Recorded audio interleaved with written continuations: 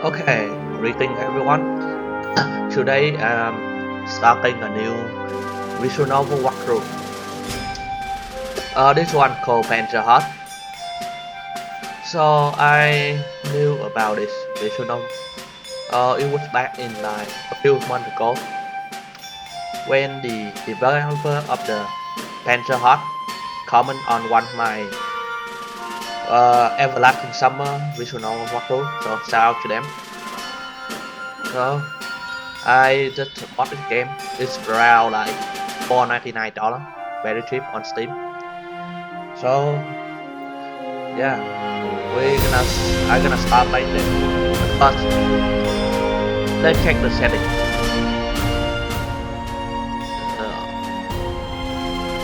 Voice, it has really voice in it. Okay, I think that is okay, right. Right, without further ado, let's start. How to play? Hack history. Look for extra skip information to autoplay frozen world patch. Say load game menu. Look for extra information of the world patch. Alright, let's see.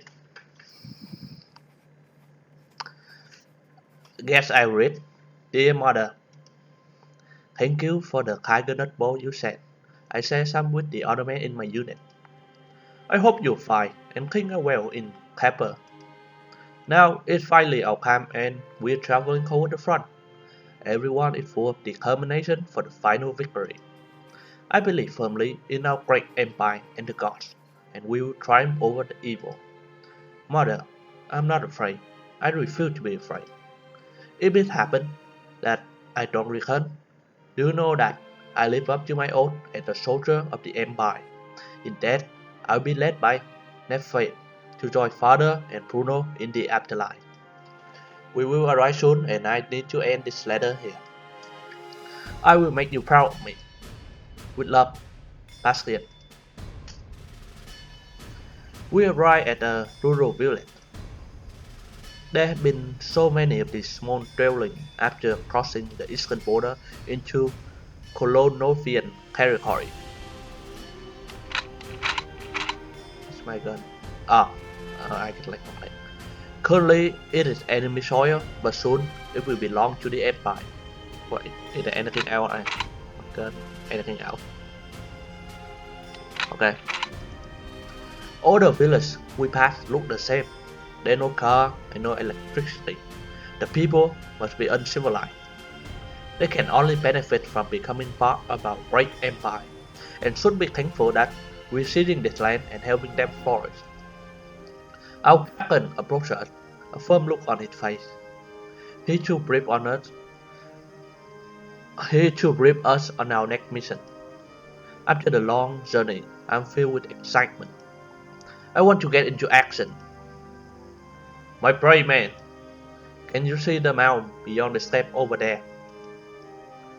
I need someone to do recon and find out whether this coward have already left. So this is Bastion and this is the captain.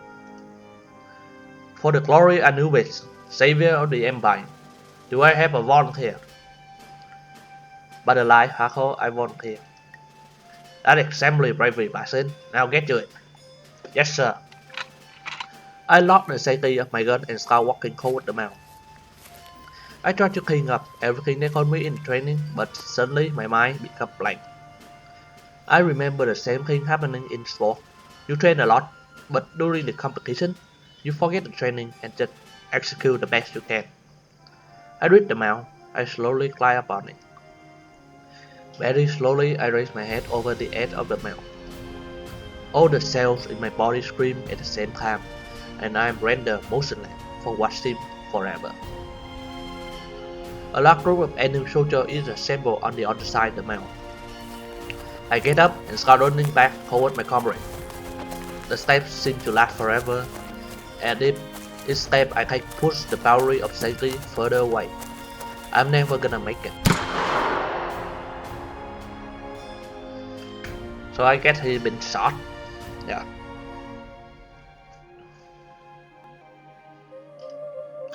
I die a warrior death. I must be on the way to afterlife. Nephi, I think the goddess. Are you a wake soldier? Wait, it it happened quite. It Nephi, it is really happening to me. Okay, it is Nephi. I'm not really sure how to name. She had come for me. Soon, I'll be with Father and Bruno. Can you hear me, soldier? Don't follow Nephi. Follow. Yeah. Oh, Nephi, my eye is pure. My heart will find nothing wrong with it, I'm sure. Please take me to the land of the dead. I'm ready. In a victorious battle in Kolonov, your son was killed in action. He lived up to his oath for the Emperor in the fight for freedom of our Eternal Empire. On behalf of his comrade, I send you my deepest sympathy in your red cloth. The company will honor your son's memory in the highest regard and will hold him as an example. May the sacrifice that your son gave his life for the greatness and the future of the people of our eternal empire give you strength and offer you consolation in this great sorrow you now must face. Storm Captain F. 3 Light Infantry Division of the Empire, 4th Brigade. Try again. Yeah, okay. Yeah, I kinda guessed that. Yeah, I can kinda guess what happened already. So I think that was our first ending, I say. Yeah. Don't follow. My car not ready to leave my body yet. He's waking up. Oh, okay. I'm not sure he gonna see discarded again. I'm afraid you still have some work left to do in this world. Wait, does she look exactly like the goddess? You're in a military hospital in Pepper, the capital city of our great empire. I feel a squeezing pain in my chest. Okay. According to my file, this is your hometown. You were gone for quite some time. How do you feel? I hesitate for a second. My body hurts everywhere, especially in the head, and I feel like vomiting. But a soldier is not supposed to show his pain. I'm ready to go back to the front and get some out. I still feel a bit weak when I rest for a few days. Not sure, maybe I should say.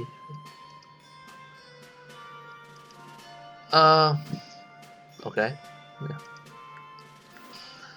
I still feel a bit weak. Could I rest for a few days? Your injuries are quite severe. There's no way you can return to battle, most likely ever. Dr. Shinhu, Dr. Shinu, Dr. Shinu worked for 3 hours taking the bullet out of your ribcage. There would also significant damage to your inner ear. You might experience difficulty hearing for a little while, but that will pass. More seriously, the damage to your inner ear could well affect your sense of balance for a long time, maybe even for the rest of your life. So you should be careful choosing what you do next. Any work in noisy environment or something requiring fine motor skill might prove difficult for you. Yeah, right. Alright. People who love you have surely been praying for you at the temple. It's a miracle you're still breathing. Just rest now. As the nurse is speaking, a man wearing colonel insignia near my bed. The colonel. He's quite cold man and must be somewhere in his 50s. He looked quite stern, but warm light behind his eyes. The nurse glanced at him and quickly left my bedside. Young soldier, I'm Colonel Konka Ackerman. I heard you were injured in battle. The doctor told me you won't be able to come to the front. He had an old noble name. Only members of long-lasting prestigious bloodline are allowed to carry a name like that. Sir, I cannot believe this. I was on my way to becoming a hero of the Empire. I tried to find my tear, but failed and turned my face away. This is not soldierly behavior. The Empire needs exactly your kind. A good soldier is the same objective of being unable to serve his country. Don't worry. I offer another opportunity to prove your worthiness. Sir, I promise not to let you down. Tell me what to do. I'm happy to hear such enthusiasm, young man. I run a tank factory in the city. Kolodnov is a vast land, that's why mobile tanks are able to pass through the defense line of major importance. I need men with strong will to serve the Empire, and I can see you have the right spirit. Come to my factory when you're back on your feet. Yes, sir. I'll be back on my feet in no time. Very good, my child. Very good. Yeah. Yeah, despite what the doctor said. A week later, I'm released from the hospital. I go straight to the address the colonel gave me. I really want to get back to working for the Empire. Horus Avenue 4. The factory headquarters is a huge collection of buildings spreading over multiple blocks. More than 10 towering chimneys supply the air, pouring out thick smoke. Why would they build such a big factory so close to the center of Pepper? The smell must carry for miles. Luckily for the season, the wind lightly blows it out of the city. Yeah, that's a lot. Yeah. I wrote the soldier got engaged, telling him I'm to report to Colonel Ackerman's office. The soldier checked something on his notepad, then allowed me inside. I head for the administrative residency. The administrative residency is cluttered with photos of weapons, tanks, and the factory area. It is a statue of Anubis holding a crook.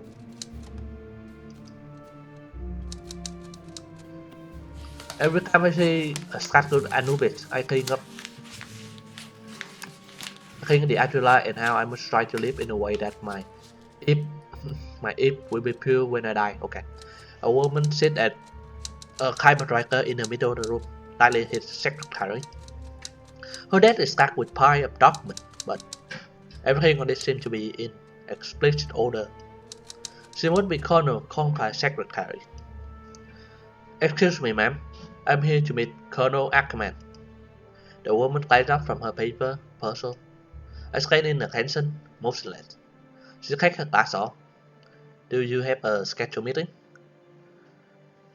Colonel Ackerman called me to come here when I'm ready to serve the Empire. I'm ready now, ma'am.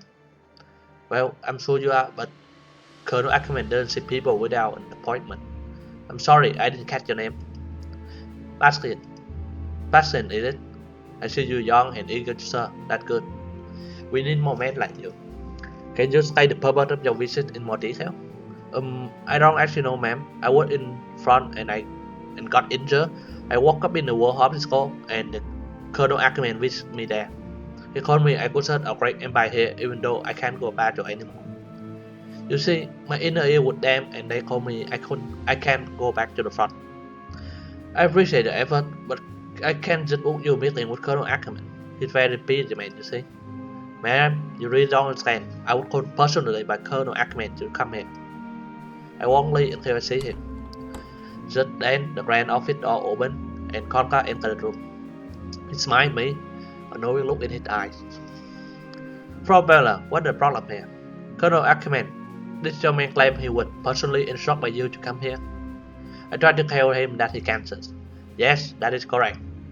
Bastian, I'm happy to see you up so soon and ready for a new assignment. Come to my office, we'll get started. Frau Bella, prepare a general laborer contract for Bastian right away. The secretary looked baffled for a second, but quickly gave in to Conker's order. Yes, sir. The secretary delved through her paper. Conker and I head into his office. The authority of Conker stirred a childhood memory inside me. My classmate, Piotr,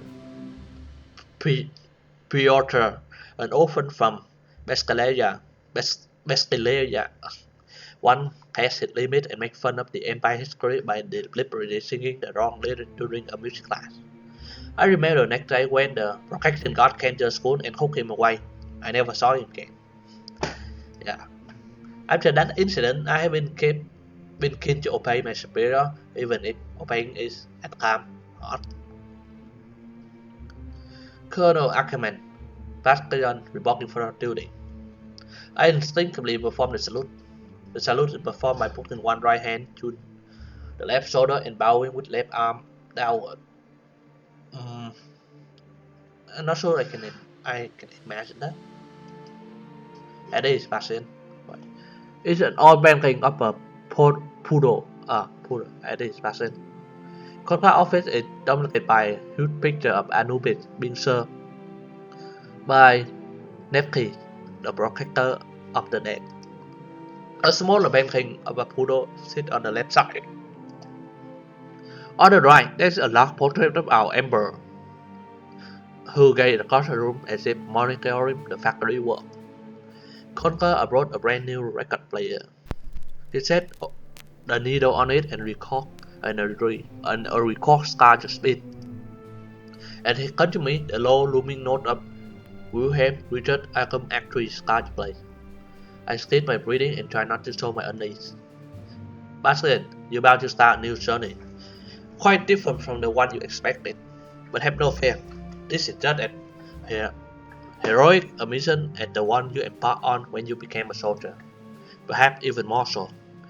We're doing extremely important work here, and I need men I can trust with my life. This is a battle on a larger scale. You may not see immediate results, but what we accomplish here is a much broader implication than the scattered act of glory on the battlefield. Conquer what is my mind and I step closer. My fear being betrayed to my family melt away. Instead, all fill my spirit. As you may have heard on the radio, the purpose of the world is not solely the protection of empire, but rather the preservation of the value we safeguard, and therefore the salvation of everyone. That's why in this tank factory we build our nation's future. The empire survival rests on the iron arm of this factory and others like it. Our brave soldiers need equipment delivered on time and in bright condition. Even though our troops are clearly matched by no one, in battle they also need superior technology. Our nation has produced the best scientists and engineers in the world. With that knowledge, we build machines our enemy can only dream of. You see, Bastian, a great country runs like a clockwork. Every part must run smoothly for the whole to function. We are it a small piece of the grand clockwork that makes up the empire. Do you understand? Sir, I understand. I'm ready, sir. And she said, sir, I don't quite understand what you mean by the empire being like clockwork. Sir, I understand and I'm ready, sir, and you see fit. Good. Conrad appreciate that. Starting today, you are a general laborer. Your duty includes keeping the facility safe, clean, running, and most of all, following your superior command. Your supervisor will tell you the detail. Any question? Sir, you great warrior of the empire, did you fight in the Grand War? Yes, Bastian, I did. I fought alongside a far greater warrior than myself. He didn't make it though, and he will be forever missed. I honor his memory in the best way by executing my duty with the utmost care each and every day. Enough reminiscing, it's time to get work. Yes, sir. I cracked into a hole so huge, I feel I've been swallowed by a whale inside. Equipment is stuck as far as I can see. Some workers carry boxes, metal around, while others inspect machine parts, coming up zigzagging conveyor belt. Some belts take part through holes into other buildings. It's more complex and beautiful than I could have imagined. This is absolutely amazing. There's no way anyone could challenge us on the battlefield, not with production like this. One of the workers, a cold and muscular man, raised his hand. He must have heard me. He took one look at me and burst into warm laughter. Something about him seemed familiar. Haha, calm down, young man. There's plenty to do for us to win the war. I'm Hans. I'm your supervisor. Let me take you through the basics first. As Hans tells me how the factory works, I observe him. He's older than me, but rather being intimidating, he's inviting. I'm reminded of my older brother, Bruno. Bruno loved mulling over deep thought and only dreamed of flying. He was so in love with the sky he wrapped himself in the great Ludenforth Zeppelin. They took him abroad because he was so persistent even though he would only cut in. It was his first flight. He never came back. If he had lived, I bet he would have been like Han. Are you listening to me? Yes, sir. We're in one of the main assembly hall of the factory. There are 12 others in this complex. This particular hall is meant for building tanks. At the moment, we're reworking the facility so we take on a new project. Did Colonel Ackerman tell you about that? No, Colonel Ackerman told me I will fill in on the detail here. Alright then, almost everything you see here will be different in couple days. It's a little surprising we're getting a new face now. The whole been under tighter security than Prince Horvath burial home. The Colonel must really trust you. I'm a diligent servant of the Empire. Of course he can trust me. Again, Han exploded laughter. It seemed to be his way. Ah, yes, I can say that. I hate you to see the play that almost finished. Hans and I had to different sections the hall. This one much emptier than the first. The clang of metal on metal filled the air. Flickering shadow reached across the wall. At Walker, well, Hans took me to a much emptier section of the room. This there, larger machinery lay on the floor in seemingly random package. They seemed to be part of a vehicle, presumably a tank. Basket, I'll now tell you a secret. This information is the most important and protected in the entire empire. Promise you won't tell anyone. I mean, should you tell, I'll have to kill you. Oh, of course I can be trusted. My jaw dropped and Han flipped a cold bee with his bare hand. That's not possible. I'm the secret Basket.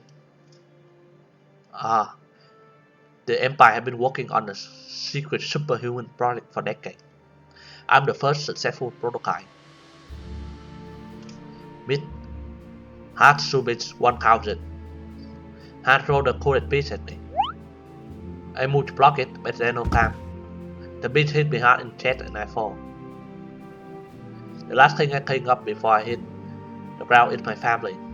I failed them. I'm sorry, father. Oh, come on. Ah! Han laughed loudly again. If I can hear his laughter, I must be alive. I'm not in much pain, which is weird after being hit by a cold bee waiting at least a cup. Have I? Did the nut and hardcore make me superhuman too? I grabbed the cold bee and feel myself turn red. It's like at a feather. Ah, fool you. These are prototypes made with polystyrene, just another example about empire greatness. Pharmacist Edward Simon, right here in Australia, invented this cup 100 years ago.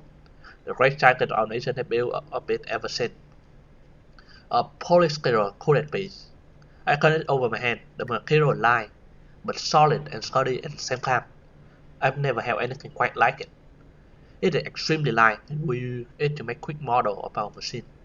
This is your first task as a general laborer. Assemble this piece to resemble a working machine. Let's go.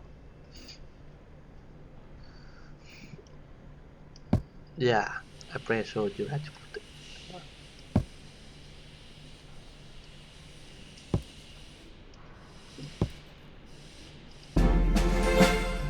Suddenly, a young woman appeared in front of us.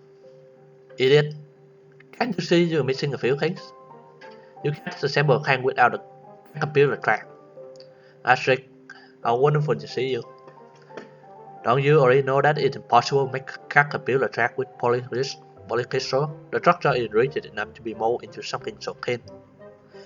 You must have forgotten, seeing as you're so busy you can interrupt our work. And you should use something else for the model. Am I the only one with the brain around here? Who's this girl? I know that during wartime women would work in the factory and the men on the front, but I didn't know they would become so assertive. Basket, may I introduce you to Ashik, our cocky fellow factory worker? Pleasure. Ashik greeted me with a handshake. Her grip is firmer than I expected from girl and her skin feels rough. It must be all the hard work she's doing that's leaving sign on her body. She laid my hand covered in grease. The grease warm, in a weird way it feels good on my hand. Or maybe it's just acid cut that it's pleasant. It's very nice to have a woman around, and on the front it was only men. It's pleasant to meet you too, Astrid. Finally, my first day at the factory ends. I'm exhausted, but incredibly happy. The factory bell rang and the workers stream out of the numbered building. I head to my bike on the outskirts of the factory crowd. Just when I'm about to saddle up, someone yelled my name. Let me guess. Astrid. Ah, say. Wait, you fool. Astrid shouts down me so much I lose my balance. In no time, I'm on the ground and my bike gone with me. Astrid run up, back laughing and Park panting. A breakup annoyance hit me, but the distant joy in her laughter soothed me. It so sincere that it calmed me down. You clumsy one, aren't you? I untangled myself from my bike, unable to look her in the eye. This is the second time I'm flat on my face today. Not a great first day. My embarrassment jumped up another level as I gazed up to Astrid. In the sun warm light, I realized Astrid is pretty. I didn't notice it in the pale fluorescence of the factory.